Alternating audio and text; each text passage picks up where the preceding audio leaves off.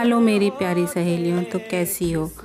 इतने सालों में मुझे आज समझ में आया कि भाई ना तो सास बुरी होती है ना बहू बुरी होती है। बुरे होते हैं तो बस हालात इस कदर बुरे हो जाते हैं कि अगर बहू सीधी पड़ जाए तो सास हावी हो जाती है, और अगर सास सीधी पड़ जाए तो बहू हावी हो जाती है।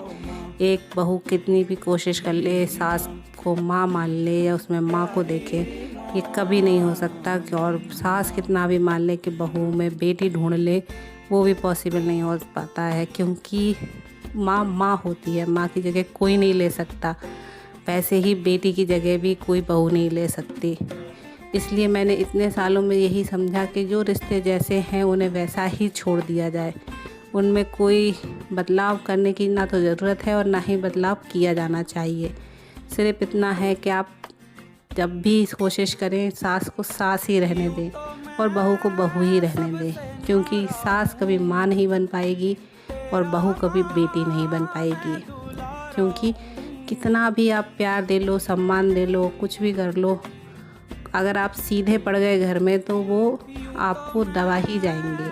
मैंने खुद अपनी ससुराल में देखा है कि जब मैं सीधी पड़ जाती थी तो मेरी सास मुझ पे हावी रहती थी, लेकिन आज वही मैं देखती हूँ कि मेरी छोटी देवरानी जब आई तो वो इतनी तेज थी कि आज मेरी सास दब के रहती है, वो हावी रहती है। तो यही दुनिया का दस्तूर है, यही दुनिया का नियम है।